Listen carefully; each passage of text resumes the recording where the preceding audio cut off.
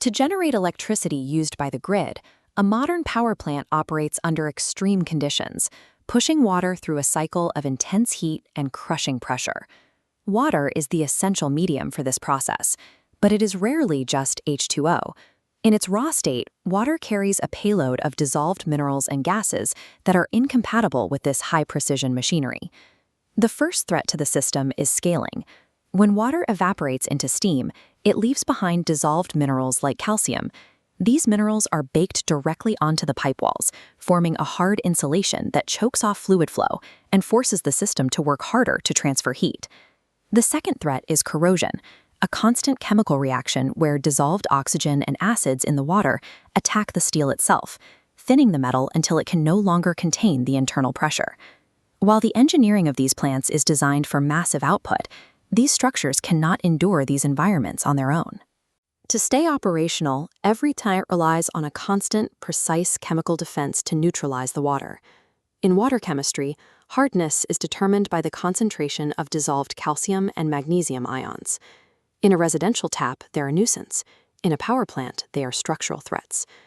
As the boiler heats water, calcium and magnesium ions precipitate, solidifying into an impenetrable rock layer on the tubes.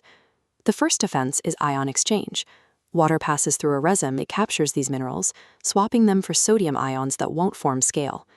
Since external softening isn't 100% efficient, chemists also apply an internal treatment inside the high-pressure boiler to manage any minerals that slip through. They inject phosphates into the system.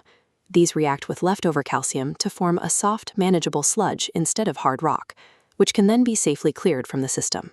By forcing calcium to stay in this soft, fluid state, chemists prevent mineral buildup from causing the local overheating that leads to boiler tube failures.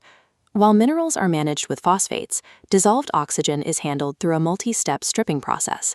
Dissolved oxygen causes localized pitting, drilling microscopic holes into the steel. To prevent this, water is mechanically deaerated, pre-boiled to vent gases into the atmosphere. For the remaining oxygen, chemists inject scavengers like hydrazine, which molecularly intercept and neutralize the gas. The final layer of protection is alkalinity control. By keeping the water's pH at a specific elevated level, the chemistry of the water itself becomes inherently less aggressive toward the steel pipes. Because the constant boiling concentrates these additives and captured sludges, the system periodically performs a blowdown. A portion of the concentrated water is purged to reset the chemical balance, preventing mineral saturation. This defense relies on three pillars: physically venting the gases, chemically neutralizing the survivors, and maintaining a high pH environment to protect the metal. Managing these reactions requires constant monitoring. Behind the massive scale of the plant, technicians are tracking the minute chemical shifts that indicate the system's health. These massive machines are highly sensitive to the composition of the water cycle.